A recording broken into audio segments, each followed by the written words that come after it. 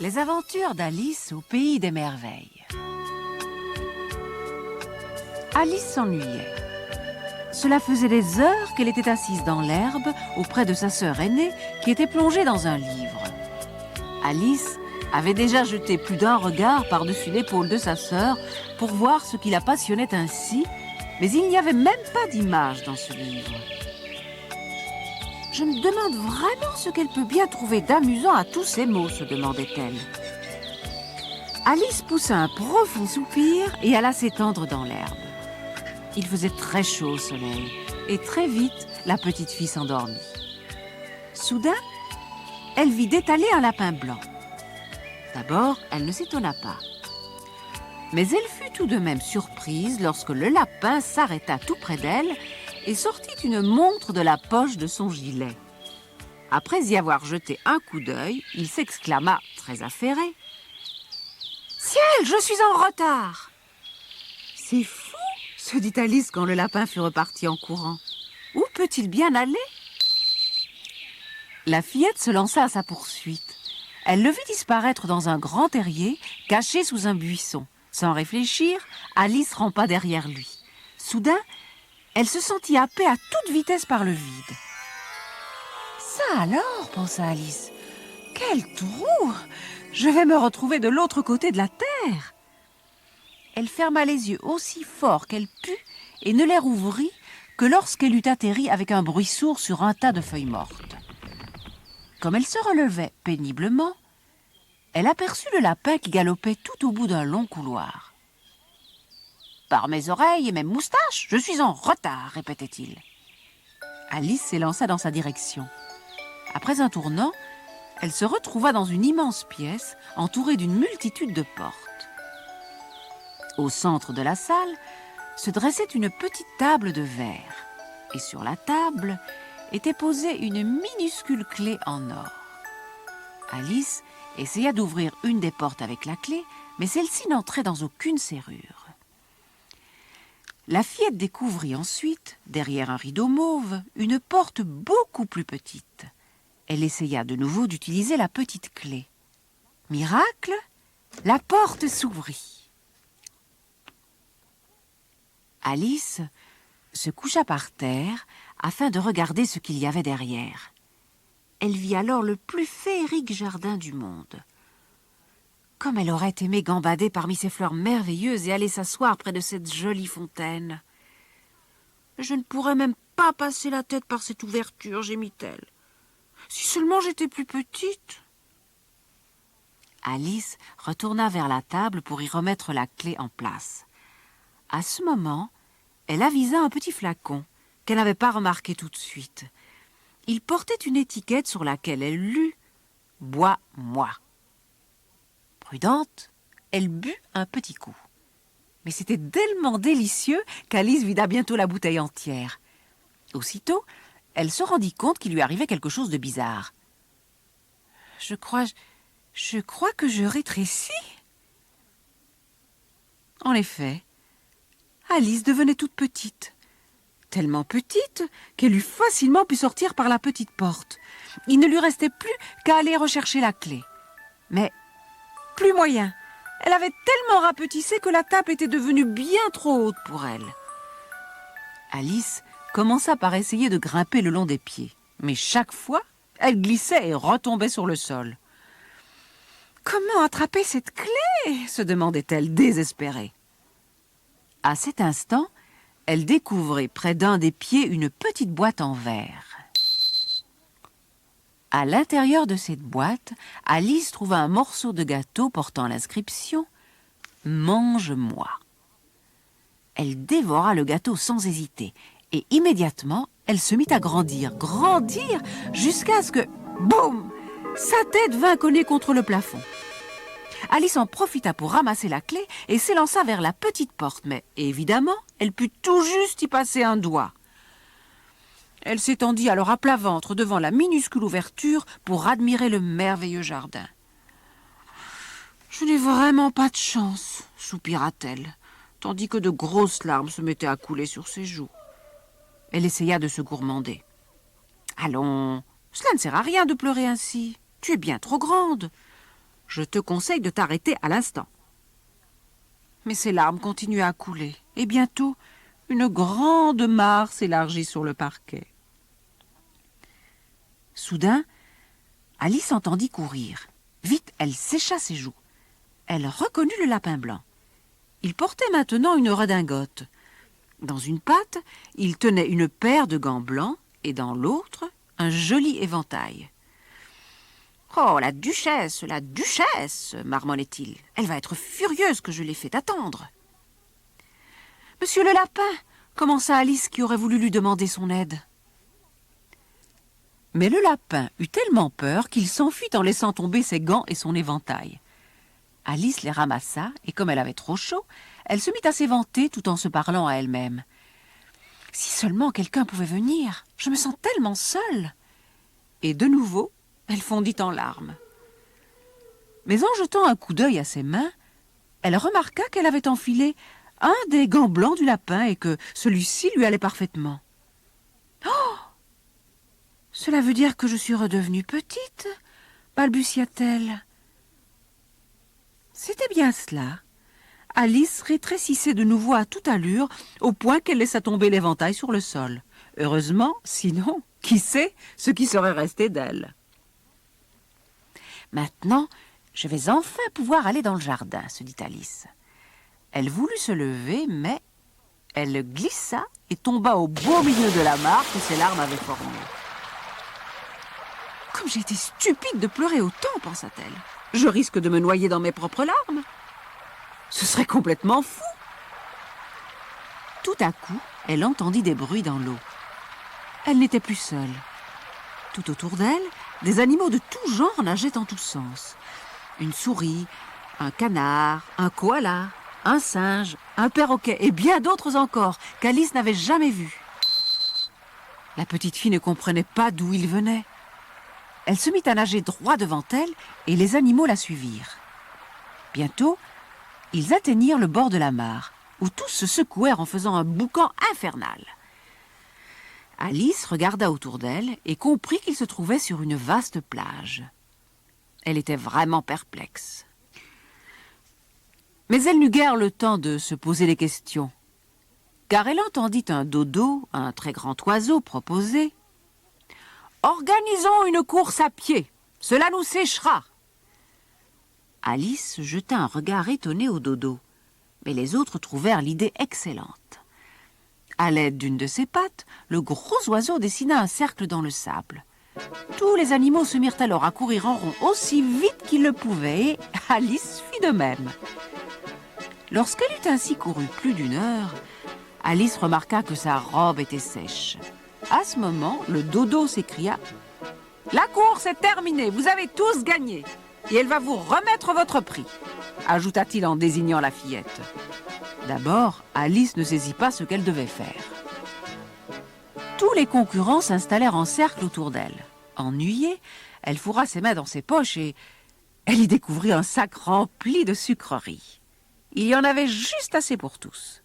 « Y a-t-il encore autre chose dans tes poches ?» demanda le dodo lorsqu'Alice eut terminé la distribution. « Un dé à coudre » confessa Alice. « C'est ton prix » déclara le dodo.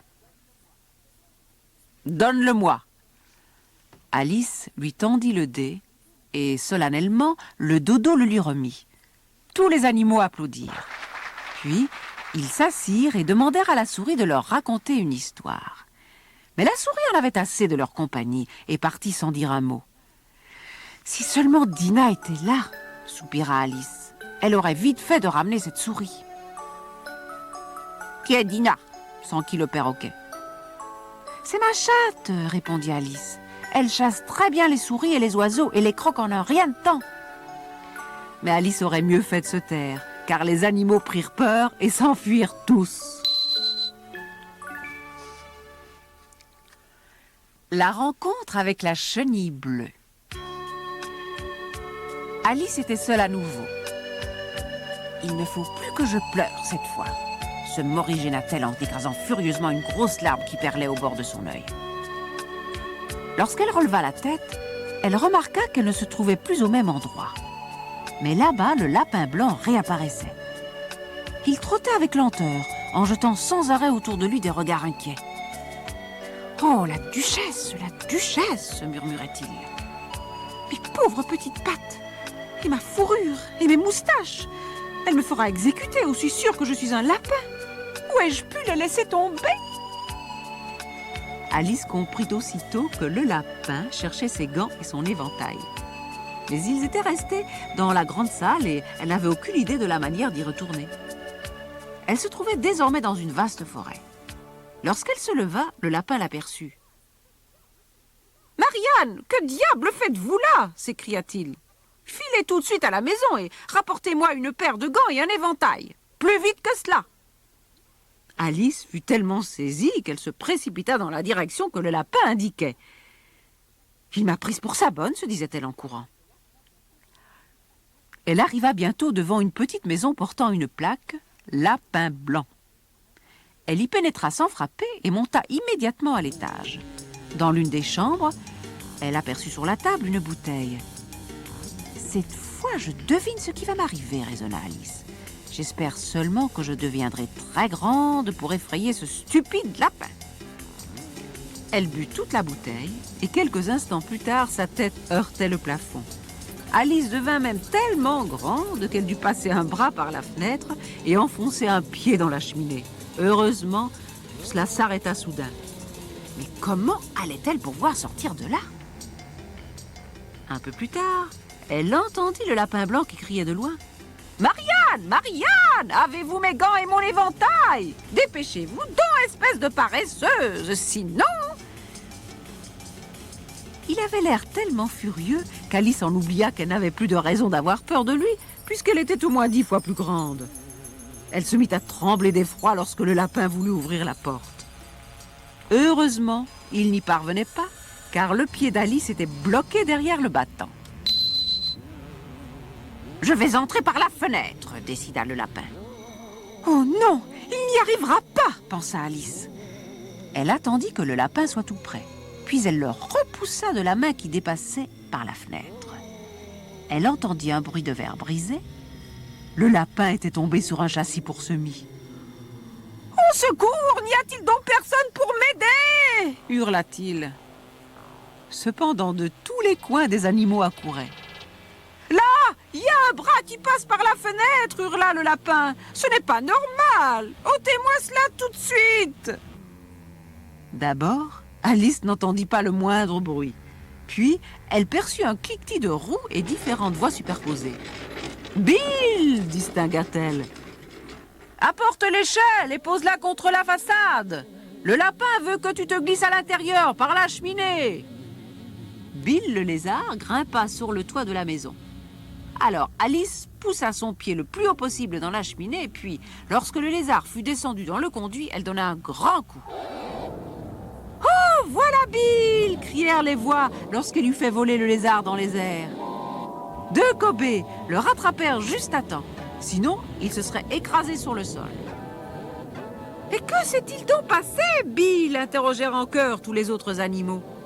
« Quelque chose ou quelqu'un m'a donné un coup !» se lamenta le pauvre lézard. « Il va falloir que nous employions la force !» déclara le lapin. « Allez me chercher une brouettée de cailloux !» Alice n'attendit pas longtemps pour être canardée par ses assaillants. Alors, furieuse, elle s'écria « Vous feriez bien de ne pas recommencer cela !» Sa phrase fut aussitôt suivie d'un grand silence. Alice remarqua, non sans surprise, que sur le plancher, les cailloux se transformaient en autant de gâteaux. « Si j'en mange un, il se passera bien quelque chose, » se dit la fillette. « Et comme je ne puis pas grandir davantage, je redeviendrai peut-être petite. » Alice croqua vite un gâteau et en effet, elle se mit à rétrécir. Lorsqu'elle fut devenue suffisamment petite pour passer par la porte, elle s'enfuit dans le bois. Les animaux la poursuivirent, mais ils ne parvinrent pas à la rattraper. Après quelque temps, Alice, épuisée, s'arrêta pour reprendre son souffle. « Il est urgent que je retrouve ma taille normale, » décida-t-elle. « Il va falloir que je mange ou que je boive de nouveau quelque chose. Mais quoi ?»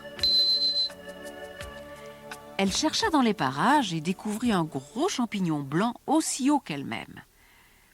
Elle regarda alors sous le champignon, puis derrière. Ensuite, elle se dressa sur ses pieds pour regarder au-dessus. Et là, elle découvrit une grande et grosse chenille bleue. Assise tranquillement, bras croisés, elle fumait un narguilé et paraissait se soucier fort peu des événements de ce monde. Lorsqu'elle eut vu Alice, elle retira le tuyau du narguilé de sa bouche pour demander « Qui es-tu » ? « Je ne le sais plus bien moi-même, madame, répondit Alice. Car depuis cet après-midi, je change de taille toutes les 10 minutes. Je ne sais vraiment plus où j'en suis. Sottise, déclara la chenille d'un air sentencieux. Attendez d'être transformée en une chrysalide. Cela vous arrivera un de ces jours, vous savez. Puis quand vous y serez bien habitué, de vous retrouver papillon. Je suis sûre que vous ne saurez plus non plus où vous en êtes. Certes non, dit la chenille en haussant les épaules. Eh bien moi, je trouve tout cela bizarre, voilà, affirma Alice vexée. La chenille réfléchit quelques instants avant de demander « Mais quelle taille aimerais-tu avoir ?»« Je ne sais pas exactement, répondit Alice hésitante. Mais en tout cas, plus de 3 centimètres, car cela, c'est bien trop petit. 3 centimètres, c'est là la taille idéale, répliqua la chenille en s'étirant. De fait, elle en mesurait très précisément 3. Elle se laissa ensuite glisser en bas du champignon. Puis, avant de disparaître entre les arbres, elle lança « Si tu manges un côté du champignon, tu grandiras. Et si tu manges l'autre, tu rapetisseras. » Alice arracha aussitôt un morceau de chacun des côtés. Elle croqua un tout petit bout du premier et elle rétrécit tellement que son menton toucha ses pieds. Elle fourra alors ce qui restait dans une poche de son tablier et essaya vite l'autre morceau. L'instant d'après, elle était si grande que sa tête dépassait la cime des sapins. Dans le lointain, Alice aperçut une maisonnette. Elle mordit alors tour à tour dans les 2 morceaux de champignons, jusqu'à ce qu'elle eût atteint la taille voulue pour entrer par la porte. « Je me demande qui habite ici, » murmura-t-elle tout en se dirigeant vers l'entrée. « J'espère que c'est quelqu'un de gentil. » Un thé extravagant. Alice était presque arrivée à la porte d'entrée lorsqu'elle se trouva devant une espèce de laquais en livrée. Il ressemblait au valet que l'on voit dans les palais, avec 2 bras et 2 jambes, mais une tête de poisson. Le laquais poisson frappa à la porte, qui fut ouverte sur le champ par un autre laquais du même genre, mais cette fois nanti d'une tête de grenouille. « Pour Madame la Duchesse, » dit le laquais poisson en remettant une grande enveloppe au laquais grenouille. « Une invitation à une partie de croquet de la part de la reine. » Puis il fit un profond salut. Le laquais grenouille effectua le même mouvement au même moment, si bien que leurs 2 perruques poudrées se heurtèrent violemment. À cette vue, Alice fut prise d'un tel fou rire qu'elle dut aller se cacher dans le bois. Lorsqu'elle vit à travers les fourrés que le laquais de la reine avait disparu, laissant tout seul le laquais grenouille, elle courut frapper à la porte de la maison. « Ce n'est pas la peine de frapper, » dit le laquais.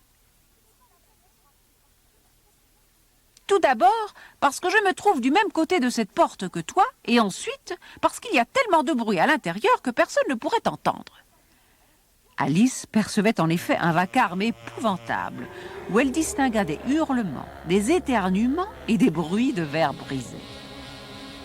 « Pouvez-vous me dire comment je dois faire pour entrer ?» demanda-t-elle au laquais grenouille.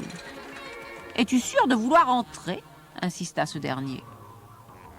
Plutôt que de continuer à discuter avec lui, Alice préféra entrer sans frapper. Elle se retrouva dans une gigantesque cuisine, envahie par un épais nuage de fumée. La duchesse était assise sur un tabouret, un bébé hurlant sur les genoux. Devant le feu, une grosse cuisinière versait du poivre dans un chaudron de soupe. Alice se mit à éternuer, en se disant qu'il y avait sûrement assez de poivre dans ce potage. La duchesse, elle aussi, éternuait. Le bébé, lui, alternait les éternuements et les hurlements. Les seuls qui ne semblaient pas gênés étaient la cuisinière et un gros chat qui souriait. « Pourquoi votre chat sourit-il comme cela ?» s'enquit timidement Alice. « Parce que c'est un chat du comté de Chester », expliqua la duchesse.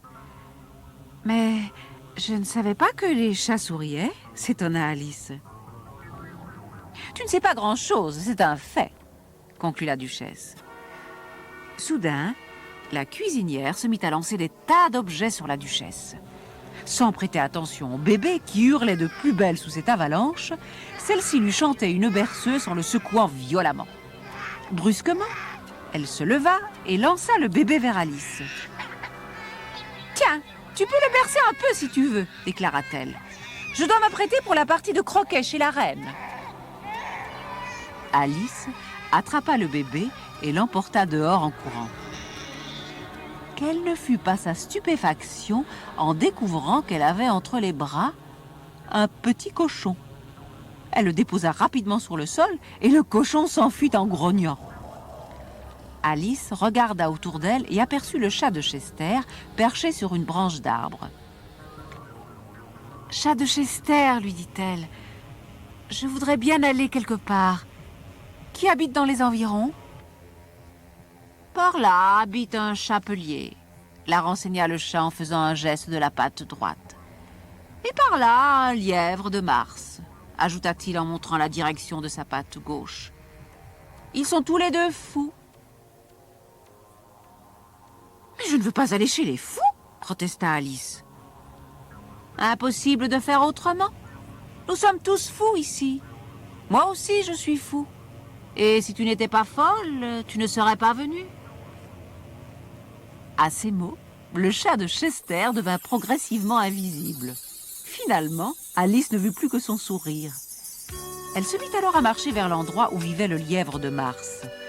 Au centre d'un jardin, elle vit une longue table à laquelle était assis le lièvre de Mars, mais aussi le chapelier.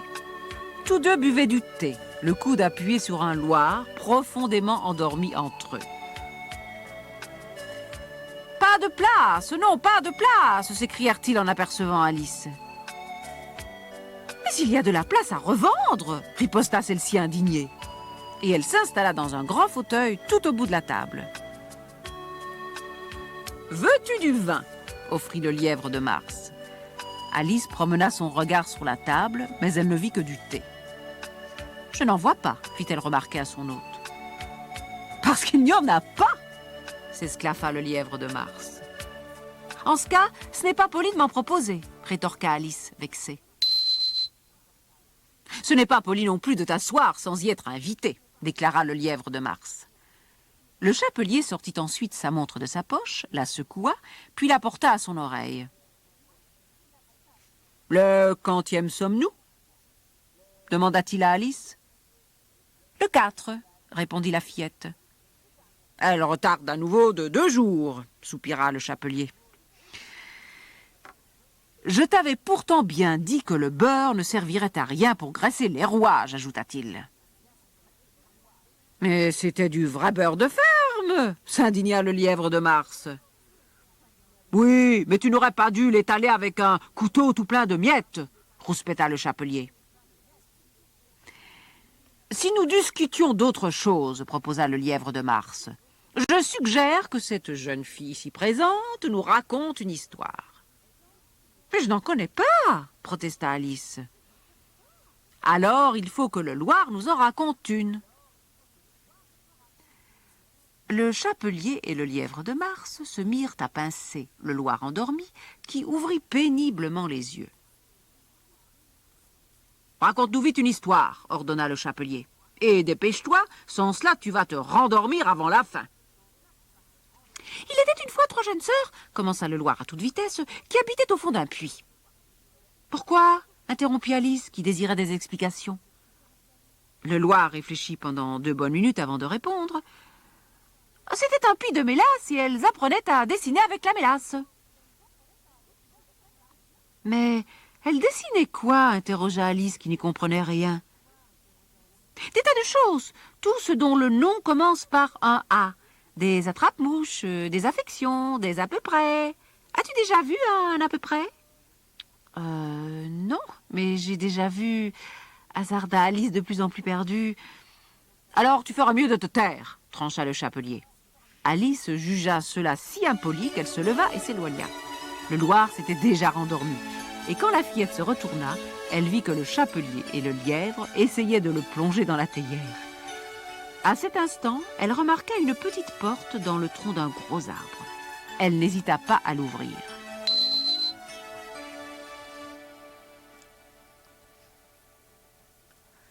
La partie de croquet. La porte grinça sinistrement. Alice entra sur la pointe des pieds et se retrouva dans la grande salle entourée de portes. Elle fonça sur la petite table en verre et y trouva la clé d'or avec laquelle elle ouvrit la toute petite porte.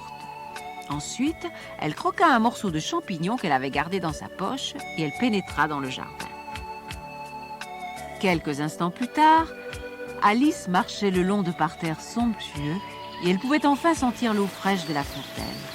Elle s'approcha d'un gigantesque buisson de roses blanches que 3 jardiniers s'affairaient à peindre en rouge. Ces jardiniers étaient bizarres. On eût dit des cartes à jouer.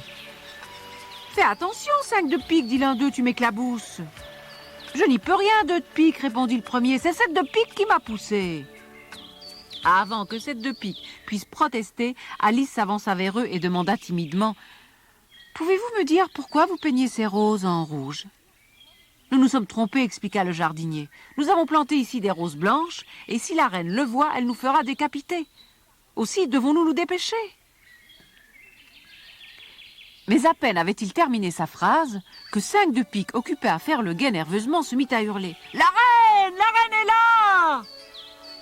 Aussitôt, les 3 jardiniers se jetèrent à plat ventre sur le sol. Sur le sentier, 10 soldats arrivaient. Ils ressemblaient tous aux jardiniers, mais leurs uniformes étaient ornés de trèfles. Venaient ensuite tous les courtisans, en habits à carreaux rouges. Ils étaient suivis par les princes et princesses, vêtus de somptueux vêtements brodés de cœurs rouges. À leur suite, s'avançait la dame de cœur et le roi de cœur, ainsi que leurs invités, d'autres rois et reines. Parmi eux, Alice reconnut le lapin blanc, toujours énervé. Elle remarqua aussi le valet de cœur qui portait la couronne du roi sur un coussin rouge. Tous dévisageaient Alice. « Qui es-tu » demanda la reine d'un ton sévère, tandis que le cortège s'arrêtait brusquement. Tout le monde regarda Alice d'un air étonné. « Je m'appelle Alice, votre majesté, » répondit humblement la fillette tout en songeant. « Je dois être folle de parler si poliment à une carte à jouer, surtout lorsqu'elle se montre désagréable envers moi. »« Et qui sont ceux-là » demanda la reine, furieuse, en désignant les 3 jardiniers, qui se tenaient toujours face contre terre. La reine ne pouvait donc pas savoir qui ils étaient. « Debout !» Les jardiniers se levèrent et firent un profond salut. « Arrêtez !» hurla la reine. « Vous me donnez le vertige. Qu'étiez-vous en train de faire ?»« Eh bien, votre majesté, » commença 2 de pique. « Je comprends fort bien, » interrompit la reine qui avait remarqué les rosiers. « Qu'on leur coupe la tête !»« N'ayez pas peur, » dit Alice au jardinier. Et elle les jeta dans un grand pot de fleurs. Les soldats chargés d'exécuter les coupables les cherchèrent un peu, puis reprirent tranquillement leur place dans le cortège. « Est-ce que tu sais jouer au croquet ?» hurla la reine de loin. Alice comprit que la question lui était adressée. « Oui !» répondit-elle à la reine sur le même ton. Elle se joignit alors aux autres et elle marcha à côté du lapin blanc. « Où est donc passée la duchesse ?» s'informa-t-elle. « Chut !» murmura le lapin. « Elle a pincé l'oreille de la reine et doit être décapitée. En fait, elle est arrivée fort en retard et la reine... » Mais avant que le lapin ait pu achever, la reine s'écria « Prenez vos places !» Tout le monde se mit alors à courir en tous sens. Puis, quelques instants plus tard, chacun se retrouva à son point de départ. Ce fut la partie de croquet la plus absurde à laquelle Alice eût jamais assisté. Des hérissons servaient de balles et les maillets étaient remplacés par des flamants roses, tandis que les soldats, à quatre pattes, formaient les arceaux. Tout le monde se mit à jouer en même temps. Parfois, les hérissons se laissaient faire, mais il leur arrivait aussi de s'en aller, tout simplement. Il ne fallut pas longtemps pour que la reine entre dans une colère terrible. Elle se mit à hurler « Qu'on lui coupe la tête !» en désignant l'un ou l'autre. Alice pensa qu'elle allait pouvoir s'éclipser très discrètement, mais lorsqu'elle leva les yeux vers le ciel, elle découvrit quelque chose d'étrange. C'était la tête du chat de Chester qui lui souriait. Alors, Alice lui raconta la partie de croquet. « À qui parles-tu donc là ?» interrogea le roi. « Au chat de Chester » répondit Alice. « Je n'aime pas sa mine » déclara le roi à la reine. « J'aimerais bien que vous le fassiez disparaître. »« Qu'on lui coupe la tête !» hurla la reine. Le roi partit alors à la recherche du bourreau. Mais lorsqu'il revint avec lui, le bourreau protesta. « Je ne peux pas couper une tête s'il n'y a pas de corps. » « Ne dites pas de bêtises, » ordonna le roi. « Il est clair que s'il y a une tête, vous pouvez la couper. »« Et si vous ne vous dépêchez pas, vous pourrez couper la tête à tout le monde !» hurla la reine. Tous se tournèrent anxieusement vers Alice. « Peut-être pourrait-elle nous dire comment nous débarrasser de ce chat ?» hasarda quelqu'un. « C'est celui de la duchesse, » répliqua Alice. Allez donc le lui demander. La reine ordonna alors au bourreau de faire sortir la duchesse de sa prison. Mais lorsque le bourreau revint avec la duchesse, la tête du chat avait disparu. « Je suis bien contente de te revoir, » déclara la duchesse en passant son bras sous celui d'Alice. Celle-ci aurait bien voulu lui demander si son comportement bizarre était dû à un abus de poivre, mais la reine arriva à ce moment et déclara « Vous aurez tout de même la tête coupée, duchesse !» La duchesse prit aussitôt ses jambes à son cou, au grand étonnement de la reine, qui chercha immédiatement une autre victime. Finalement, toute l'assistance fut emprisonnée, à l'exception d'Alice. La reine demanda à la fillette « As-tu déjà rencontré la tortue à la tête de veau ?»« Non, confessa Alice. Je ne sais même pas ce qu'est une tortue à la tête de veau. » « C'est celle qui sert à faire de la tête de veau en tortue, bien sûr, » lui expliqua la reine. « Viens avec moi, elle va te raconter une histoire. » Et la reine emmena Alice le long du sentier. Au bord de celui-ci dormait un oiseau géant, un griffon. « Vite, debout, paresseux !» s'écria la reine. « Amène cette gamine chez la tortue à la tête de veau. Moi, je vais voir s'ils ont déjà commencé les exécutions. » Le griffon se mit à rire. « Nul n'a jamais vraiment été décapité. Viens. Allons chez la tortue. » Alice suivit docilement le griffon jusqu'à la plage. Là, sur une grosse pierre, elle découvrit une drôle de tortue, tout en pleurs. Alice et le griffon se dirigèrent vers elle.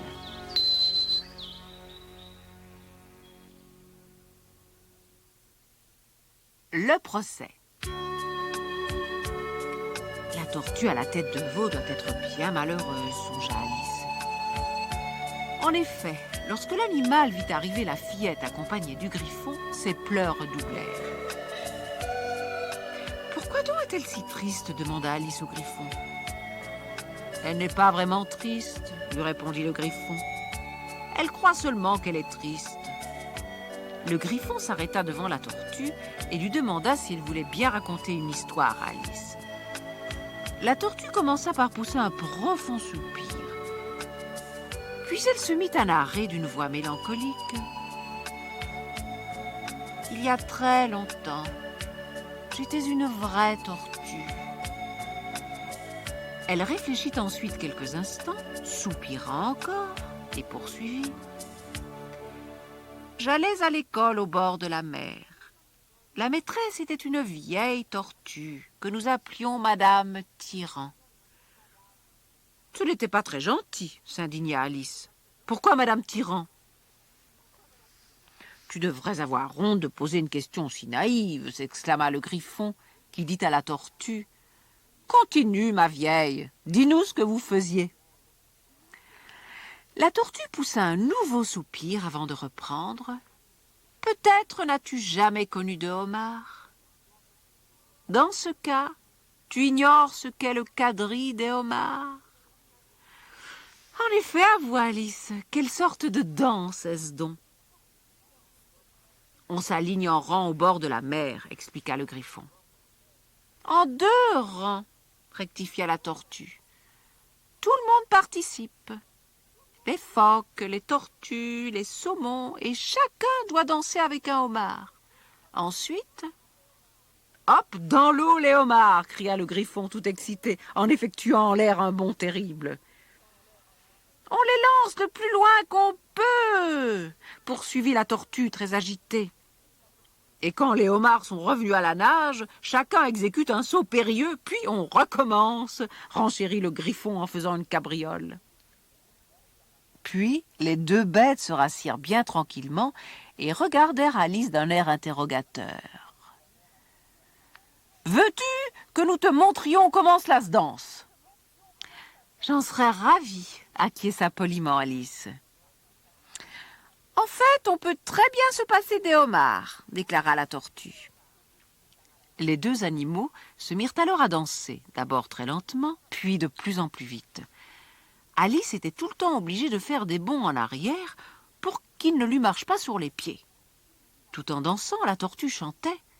« Il ne faut pas de traînard. Allons, mettez-vous en transe.